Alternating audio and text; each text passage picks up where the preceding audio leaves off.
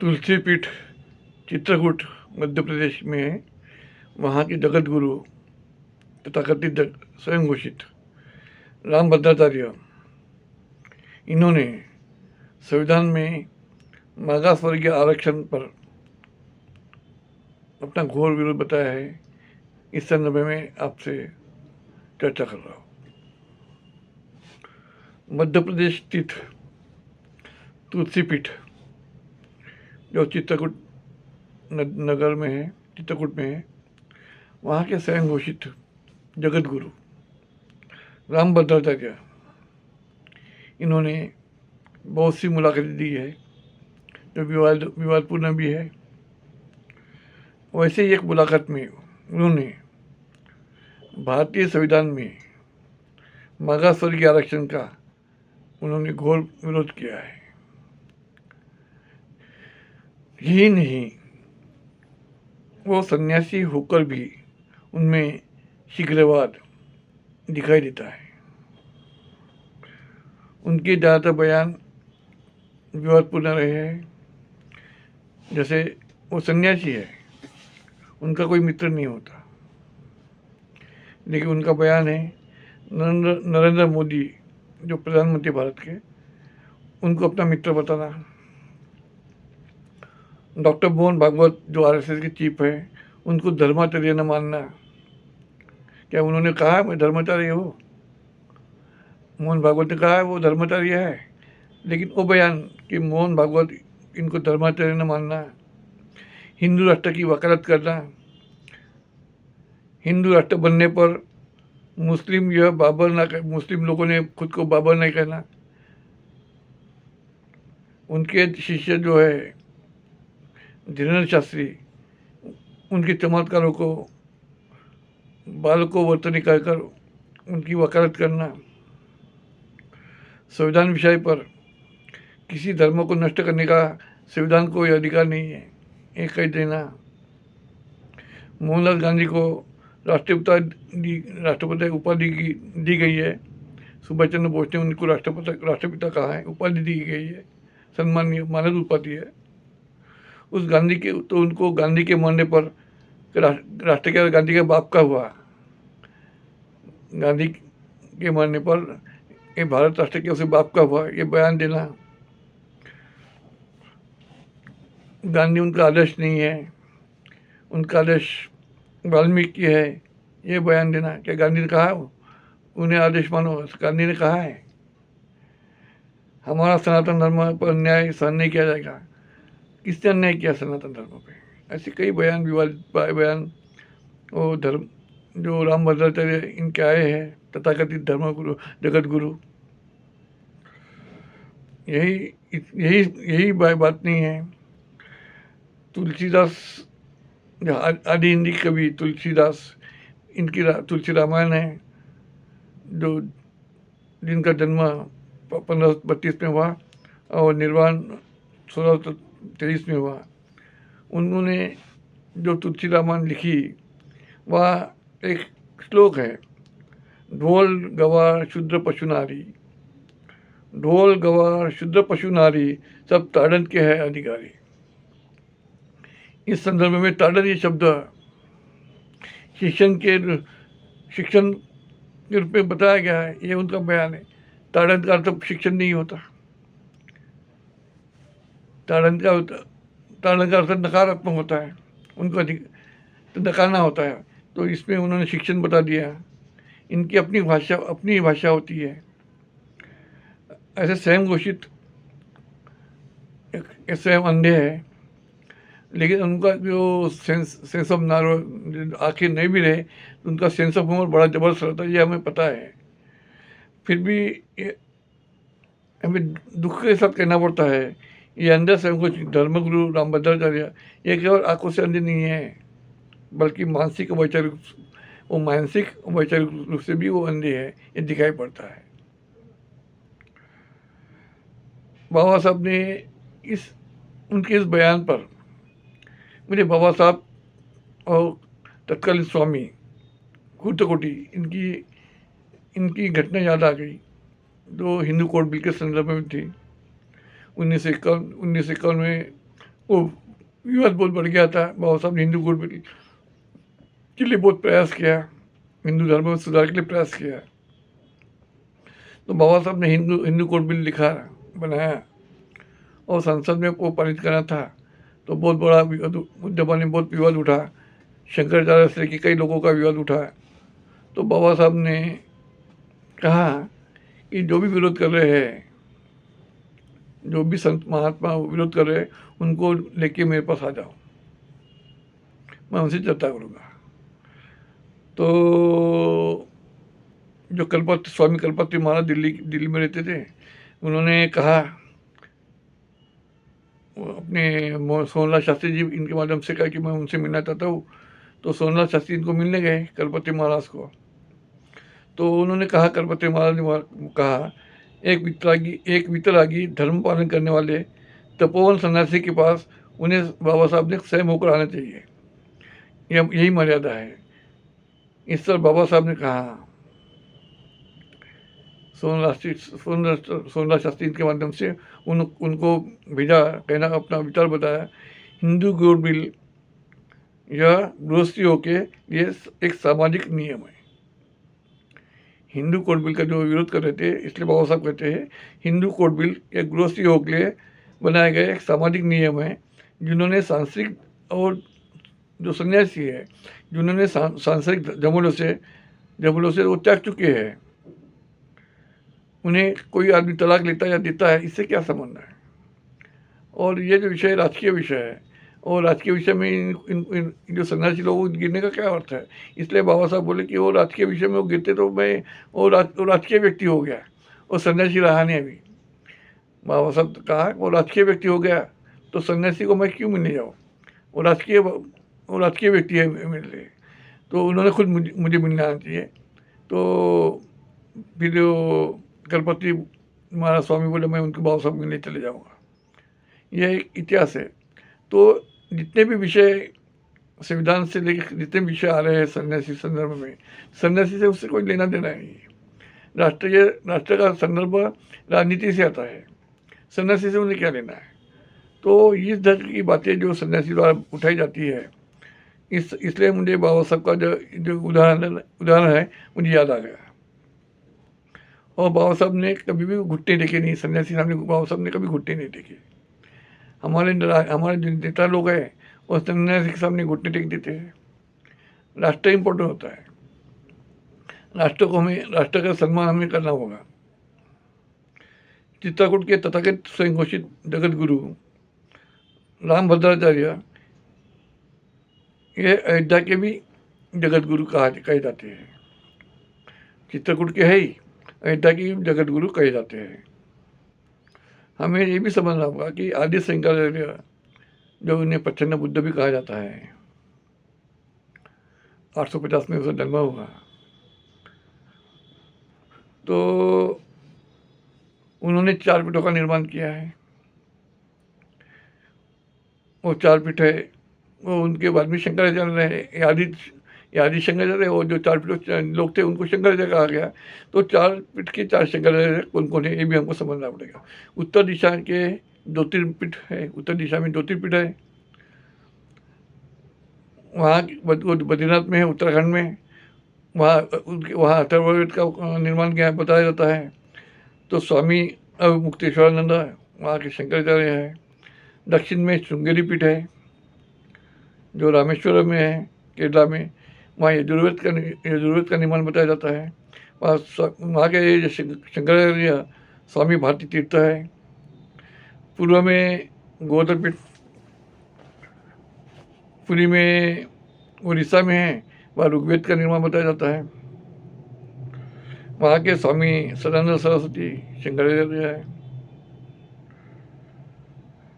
पश्चिम में शारदा पीठ है जो गुजरात में है, द्वारका में। वहाँ सामवेद का निर्माण बताया जाता है।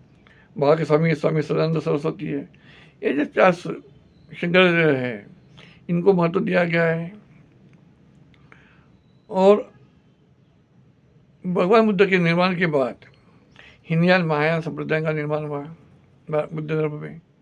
और महायान संप्रदाय ने वज्रयान को जन्म दिया, वज्रयान ने तंत्रयान को जन्म दिया, अब वज्रयान तंत्रयान ने फिर शैव पंथ, वैष्णव पंथ, शाक्त पंथ का निर्माण किया। इतिहास है। और आदि शंकराचार्य ये बुद्ध धर्म से जुड़ा था। फिर उन्होंने शैव पंथ, वैष्णव पंथ, शाक्त पंथ के बाद में वो उस धर्म के वो जो विहार है, महायानी विहार, बुद्ध विहार, वहाँ अपना कब्जा कर डाला। और वो पूरे मंदिर, कोई मंदिर शिव मंदिर हो गए, कोई विष्णु मंदिर बन गए, जबकि वो बौद्ध मंदिर है। तो ये इतिहास, ये जो जगत गुरु इन्हें पता है या नहीं है, पता नहीं। ऋग्वेद का जो निर्माण भी है उसी से प्रमाणित प्रत है, वो 1462 को यूनेस्को को भेजी गई है, ये हमको समझना होगा। ऋग्वेद की प्रमाणित प्रत 1462 को यूनेस्को को भेजी गई है। जो वेदों का निर्माण है, क्योंकि 850 में इनका जन्म हुआ है और 9वीं शती की बात कर रहे हैं हम लोग। 10वीं शती में पीठों का निर्माण होता है और कागज का शोध चाइना में 10वीं शती में लगता है और कागज भारत में वो 10वीं शती में बाद में भारत में आगमन होता है। अतः यह 11वीं शती में 10वीं के बाद ही वेदों का निर्माण हुआ होगा। ये हमें वेद, उपनिषद, रामायण, महाभारत का निर्माण तब 10वीं शती के बाद ही हुआ होगा, ये प्रमाण है। और क्योंकि वो कागज पर लिखे हैं। सम्राट अशोक के शिलालेख शिला दगड़ पर है, ये हमें समझना होगा। कोई भी किसी भी शिलालेख में रामायण, महाभारत, वेद, उपनिषद का उल्लेख नहीं दिखाई देता है, ना सिंधु घाटी सभ्यता में दिखाई पड़ता है। और उस पत्रकार ने, जो पत्रकार में इंटरव्यू दिया गया, उसने पूछा गया कि बद्रीनाथ क्या ये बौद्ध मठ है, क्योंकि वो शंकराचार्य वहाँ एक शंकराचार्य वहाँ का। तो उस पर बोलता नहीं, वो बौद्ध मठ नहीं है, वो हिंदू मठ ही है। जब उन्हें उसका ज्ञान ही नहीं है, इतिहास का ज्ञान ही नहीं, प्राचीन इतिहास का ज्ञान ही नहीं है, तो क्या कहे। तो अभी ये दूसरी बात क्या हो रही है, भारतीय राजनीति में इन जो 4 पीठों के शंकराचार्य है उनको मात देने के लिए, उनकी शक्ति को कम करने के लिए ये नकली शंकराचार्य बनाए गए, जगत गुरु, नकली जगत गुरु, नकली शंकराचार्य बनाए गए। ये राजनीति का हिस्सा है। तो हमारी भारतीय राजनीति इसी प्रकार चलती रही है। और एक जगत गुरु भी है इसके संग, जैसे जगत गुरु रामानंदाचार्य है, वैसे एक जगत गुरु राजस्थान में है जिसका रामानंदाचार्य भी कहा जाता है। उनका नाम रामानंदाचार्य नाम है। ये जो तथाकथित धर्मगुरु है रामानंदाचार्य से, इनके विवादित बयान के ऊपर हमें जाना नहीं है। सभी कुछ बातों पर हम चर्चा करेंगे। हम हिंदू राष्ट्र और संविधान पर ही चर्चा करेंगे, बाकी विवादित बयान पर हम चर्चा नहीं करेंगे। सवाल है, भारतीय संविधान में जो मागास वर्ग को आरक्षण दिया गया है, तो उन्हें मुख्य धारा में लाने के लिए प्रयास किया है। जैसे इक्वलिटी, सभी इक्वल होना चाहिए, इस रूप में वो संविधान में उसकी व्यवस्था की गई है। क्योंकि उनको अन्याय हुआ था, उन्हें बहुत पीछे ढकल दिया गया। उनको मुख्य धारा में लाने के लिए आरक्षण की व्यवस्था की गई है। इसका विरोध कर रहा है। ये राजकीय विषय है। राजकीय विषय, इसका धार्मिक विषय नहीं है, ये राजकीय विषय है। इस पर गिरने का मतलब क्या है शंकराचार्य को, जगत गुरु को, तथाकथित जगत गुरु या शंकराचार्य, इसको गिरने का मतलब क्या है। दूसरा विषय है हिंदू राष्ट्र बनाना। राष्ट्र बनाना भी राजकीय विषय है। तो इससे उनसे क्या मतलब है। तीसरा, भारतीय संविधान का विरोध करना। विरोध क्यों हो रहा है। भारतीय संविधान की अनुच्छेद 25, 26, 27, 28 में धर्म स्वतंत्रता का लिहाज सिर्फ जनता को, सभी जनमन को दिया गया है। धार्मिक स्वतंत्रता दिया गया है 25, 26, 27, 28 में। तो हिंदू राष्ट्र संविधान बनाने की गरज क्या पड़ रही है उनको, ये हमें समझना होगा। तो तथाकथित जितने ब्राह्मण धर्म गुरु है, इनका विरोध क्यों है ये सब, क्योंकि इनके ऊपर कई केसेस चल रहे हैं। इन धर्म गुरु के ऊपर जो उनका जो मनमानी चल रहा है, इसके ऊपर केसेस डाले गए हैं। तो उस केसेस को बचने के लिए वो संविधान का विरोध कर रहे हैं। उन्हें उनका अपना संविधान चाहिए। अब हिंदू धर्म खतरे की बात कर रहे हैं। भाई, भारत में हिंदू बहुसंख्यक है, हिंदू धर्म खतरा कैसा हो सकता है। सत्ता उनकी है, सत्ता भी जो है प्रशासन हो, न्याय व्यवस्था हो, हर क्षेत्र में उनका बोलबाला है हिंदू बोल का, तो हिंदू धर्म खतरे में कैसा हो सकता है? सनातन धर्म ये बुद्ध धर्म है। सनातन धर्म, बुद्ध ने खुद स्वयं को सनातन, अपने धर्म को सनातन कहा है। इनका हिंदू धर्म का सनातन हो गया, ये भी बात है। तो ये बहुसंख्यक लोग को जो बने हैं, बहुसंख्यक लोग, इसमें से जो कुछ लोग जो खुद को हिंदू बने, पहले वो ब्राह्मण थे, जो 5% से भी ज़्यादा नहीं है। पहले वो ब्राह्मण कहते थे, ब्राह्मण वैदिक धर्म या ब्राह्मण धर्म कहते थे, उनकी लोग पॉपुलेशन 5% पे भी ऊपर नहीं है। बाद में वो हिंदू बन बैठे। तो ये बहुसंख्यक हिंदू है। तो ये 5% जो लोग हैं मनुस्मृति को मानने वाले, हिंदू राष्ट्र की वकालत करने वाले, इनके पेट में इनका थोड़ा जो कंसेप्ट है वो तो अलग है। हिंदू राष्ट्र बनाने के पीछे इन्हें गुलाम बनाना है, जो बहुसंख्यक समाज को उनको गुलाम बनाना है। और हिंदू धर्म खतरा कैसे हो सकता है? मुस्लिम, बौद्ध और क्रिश्चन ये माइनॉरिटी में है। ये माइनॉरिटी में इन पर अन्याय होगा ना, जो माइनॉरिटी में है उन पर ही अन्याय होगा। तो ये लोग हिंदू धर्म कैसे खतरे में डाल सकते हैं, ये हमें समझना होगा। उसके साथ ही अहम विषय यह है, प्रार्थना स्थल विशेष तरतूद कानून 1991, इसका नहीं विरोध करना है। इस कानून को, प्रार्थना कानून, स्थल कानून 1991 का कानून को उनको बदलाना है, हटवाना है इनको।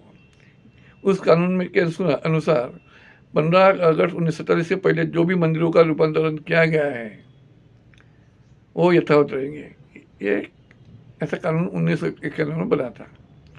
ये इनके लिए इनकी रास्ते में बाधाएं दिख रही है। इस कानून को हटाने के लिए वो हिंदू राष्ट्र संविधान की बात कर रहे हैं। लेकिन उस कानून से राम जन्मभूमि विषय को उन्होंने अलग रखा था। अभी सर्वोच्च न्यायालय ने जो राम जन्मभूमि का जो निर्णय दिया, जिसमें प्राइमा फेसी दिखाई देती नहीं है, वो भावना के आधार पर निर्णय दिया गया है। न्यायालय को भावना के आधार पर निर्णय देना चाहिए। न्यायालय ने हमेशा प्राइमा फेसी के आधार पर निर्णय देना चाहिए। तो जो न्यायाधीश रंजन गोगोई, इनके अध्यक्ष वाली पीठ में शरद बोबडे, अशोक भूषण, न्यायमूर्ति धनंजय रूट, एस अब्दुल नजीर, ये 4 जज थे। इन्हें 5 जजों की खंडपीठ थी। इन्होंने इनका जो निर्णय पढ़ने के बाद इनकी वैचारिक लेवल का दिखाई पड़ता है, न्यायाधीशों का वैचारिक लेवल कितना होगा। अगर ये कोलोजियम नहीं होता तो चपरासी की भी स्पर्धा परीक्षा पास हुई होती कि नहीं होते, ये हमारे सामने सवाल उठता है। यानी चपरासी की परीक्षा भी अगर एक सर्वोच्च न्यायालय का कोलोजियम नहीं होता तो चपरासी की परीक्षा भी ये 10 लोग पास हुए होते क्या, ये हमारे सामने सवाल आ रहा है। संशोधन का विषय है। और दूसरी बात क्या हो रही है कि उस कानून के विरोध में 18 केसेस सर्वोच्च न्यायालय में पेंडिंग है। 18 केसेस है सर्वोच्च न्यायालय पेंडिंग। और उन्हें प्रजातंत्र को उनको ख़त्म करना है। उनको पूंजीवादी व्यवस्था को लाना है भारत में। उनको पूंजीवादी व्यवस्था को लाना है, उनकी मनमानी करना है। देश आज आर्थिक गुलामी के ऊपर जा रहा है। देश की अर्थव्यवस्था पूरी खस्ताहाल है। भारत आर्थिक गुलामी की ओर जा रहा है। अतः दूसरी गुलामी हम पर कभी भी ला दी जा सकती है, ये हमें सावधान होना होगा। अतः हमारे भारतीय संविधान की हमें रक्षा करना है। अगर हमने इस चीज़ों में धर्म राष्ट्र, हिंदू राष्ट्र और से लेकर कई लोग जैसे शंकराचार्य, तथाकथित शंकराचार्य जगत गुरु है, इनके माध्यम से हमारे देश को,